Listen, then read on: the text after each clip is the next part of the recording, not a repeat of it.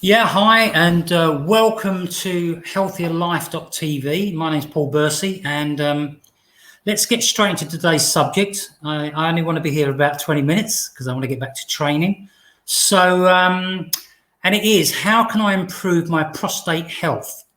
So obviously this refers to men, although obviously lots of ladies come in here as well, and they have friends and partners and family members who are men and maybe could pass any information on.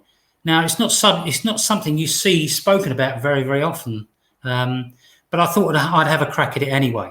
So let's get going. Okay, so what is the prostate? Well, the prostate is a small gland in the pelvis, and it's found only in men, about the size of a satsuma. Now, that's not a satsuma, but it's something a little bit smaller, so it gives you an idea.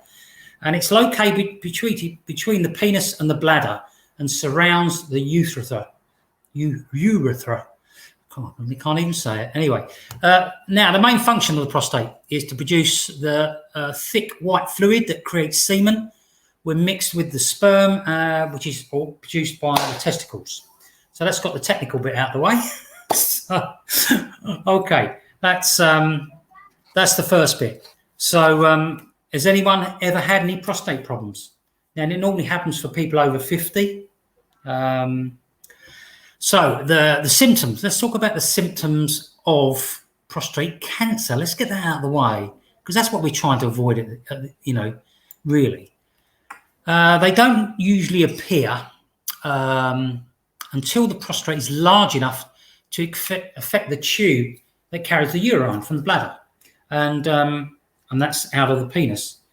When this happens, the recipient, is that the right word, or the injured party, the male, may notice certain things. And number one, and that's an increased need to urinate or pee. Also, there'll be straining whilst they're peeing, and there's a feeling that the bladder has not fully emptied. So you're going to want to keep trying to go. Now, these symptoms should not be ignored, which means if they persist, if it's just a one-off, then fine. But if it keeps persisting, then you've got to go and speak to a doctor or other health professional. But it doesn't mean that you've got prostate cancer. It's more likely caused by something else, such as the enlargement of the prostate. Okay. So, okay. So there's also something called benign prostate enlargement. Now, that's normally what it is.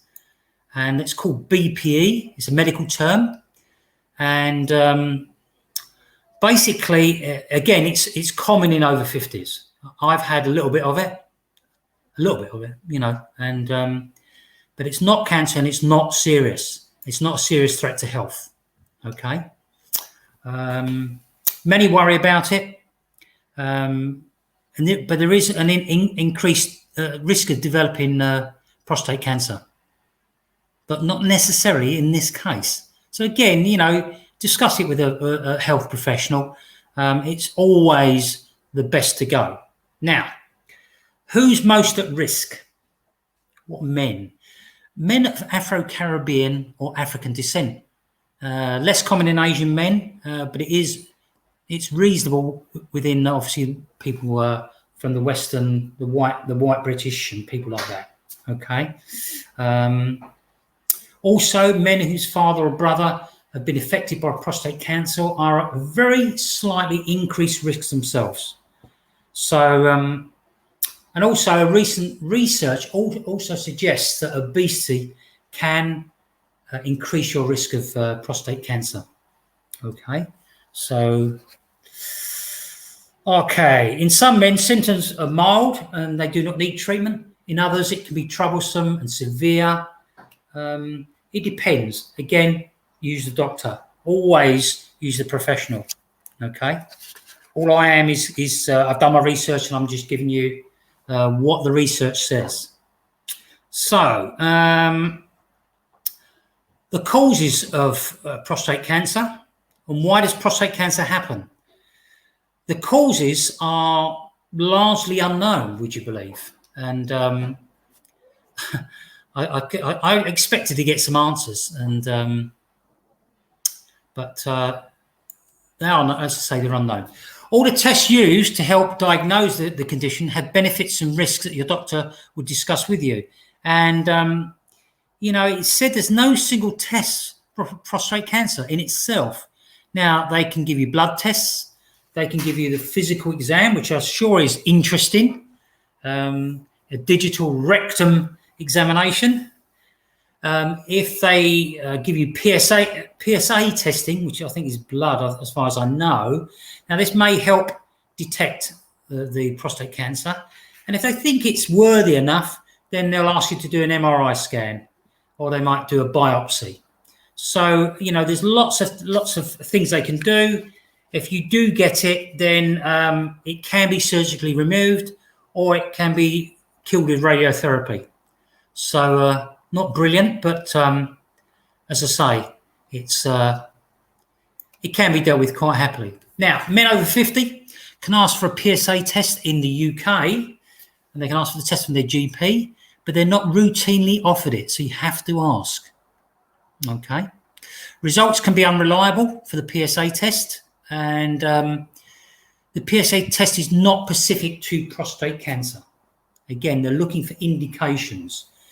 Your PSA level can be raised by other non-cancerous conditions, and that's why you go through a process. And raised PSA levels also cannot tell a doctor whether a man has a life-threatening prostate cancer or not. If you have a raised level, then you may be offered, as I say, the MRI scan. And again, you discuss this with your doctor to see whether you need further tests or treatment. So, again, we've discussed how it's dealt with. Let's talk about some foods, because this really was how can I improve my prostate health. So, okay, well, one of the things you can do is drink more green tea. I know that. You can, if you drink a lot of alcohol, then I would say cut back, if not eliminate it for a while to see how that works out.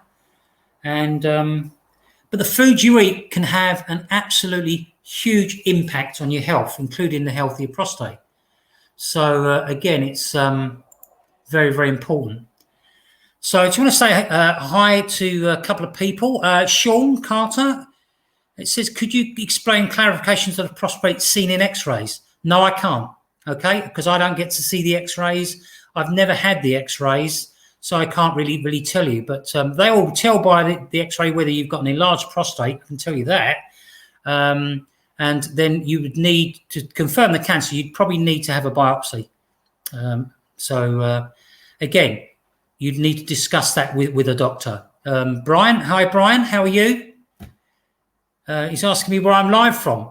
In Gatestone, in obviously just up the road from where you are, I believe, Brian. So you're in Billericay. So, okay, let's go back to the food. So,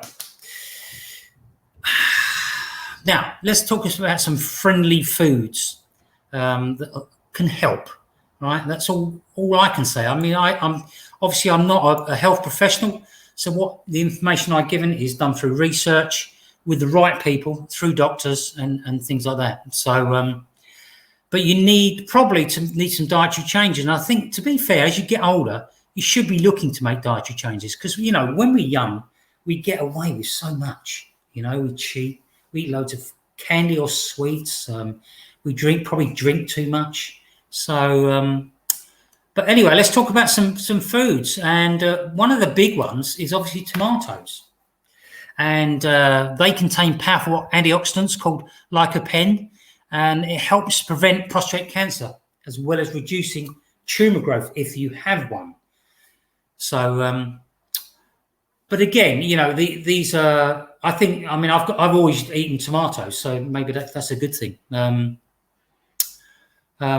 Now, how exactly do tomatoes help? Well, it's all about cell damage. There's lots of other things you can do as well to avoid cell damage, but that's, for me, that's the main thing that I've been aiming for with my healthy diet anyway. And but this lycopene will decrease the damage, cell damage, and it will slow any cancer cell production. It's an antioxidant, as I said, meaning it protects the cell from any type of damage. Now, the cells have to remain healthy. They have to remain malleable. You don't want them to harden because in the end they will die. And enough cells die, and then that's when cancer starts setting in.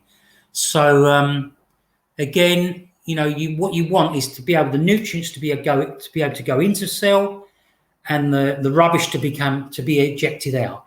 If they're too hard, again, the nutrients won't get in, and the bad stuff won't get out, and that's why they die. Okay. So like a pen, is tightly bound to the cell walls, and the body has trouble extracting it from raw tomatoes. So if you cook the tomatoes, I eat raw, I have to say, but I'm going to start eating more cooked tomatoes because they're better for your cells. So, okay, that's tomatoes. So let's move on. And second thing is, I eat quite a bit of this, at least once a week, and that's broccoli. It's like most vegetables, they contain complex compounds, whatever they may be, and I'm not going to go into too much technical detail, but they help protect some people from cancer. So some studies suggest that there's a link between the amount of cruciferous vegetables that you eat in the group that includes broccoli and a lower prostate cancer risk. Okay, this is what the research is telling me.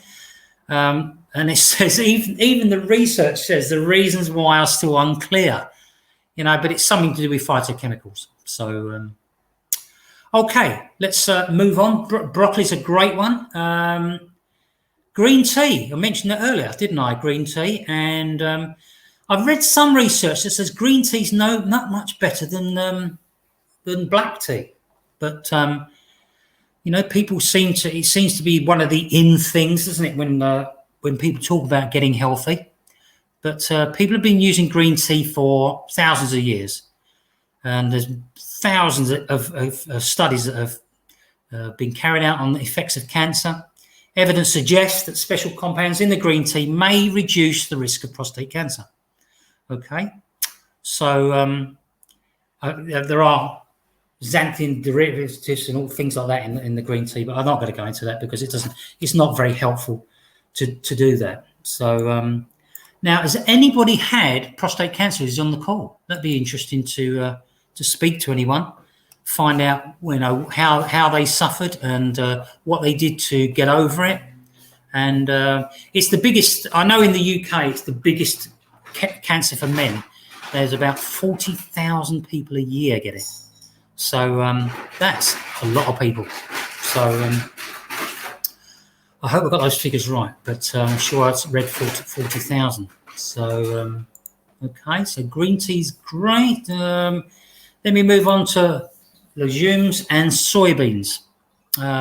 Peanuts, another great one. I'm not going to go into the reason why, because obviously it's all to do with hormone regulation, and these types of things help. So next on is, now I didn't know this one. Now I've only drunk this a few times, and that's pomegranate juice.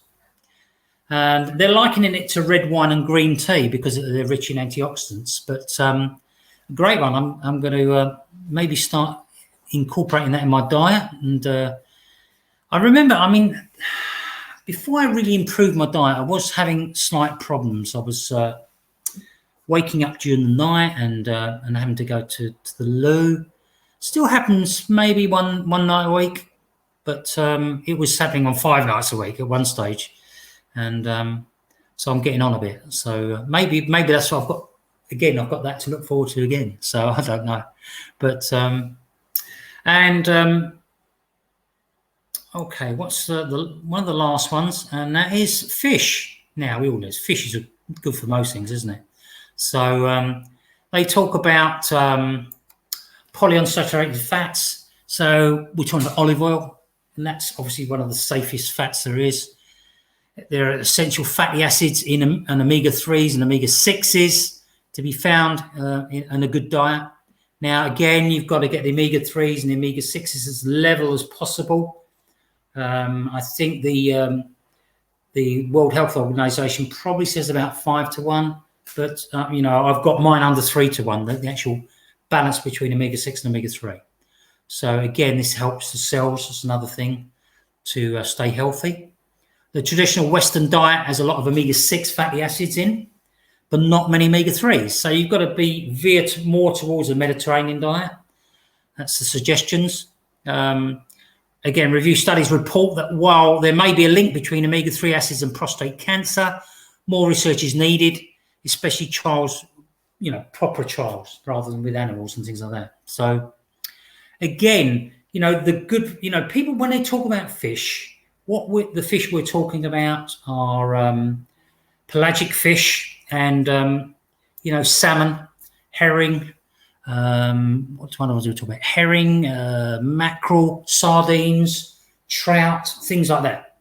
Okay, but what is when we talk about omega-3, the good stuff actually comes from the marine algae, and so you got to be careful and eat the right fish that are not farm fish. They've got to be ones that are caught in where is it?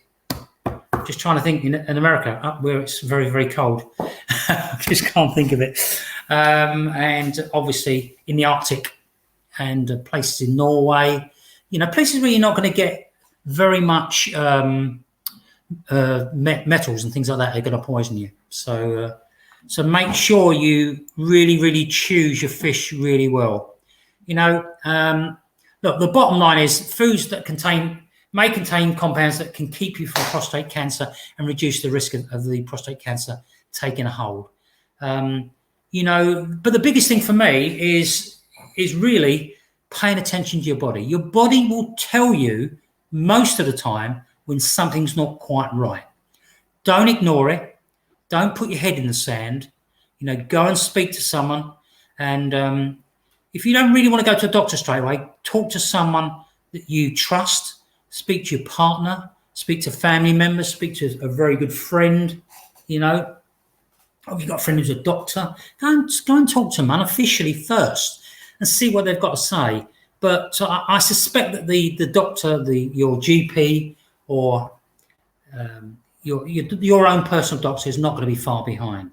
So look, I hope this has helped. It's not, if you're concerned at all, then you've really, really got to go and see a professional. So, look, I'm going to pay attention to it. I'm going to eat more tomatoes. I'm going to try and cook them a little bit better to make them a little bit more healthier for the prostate.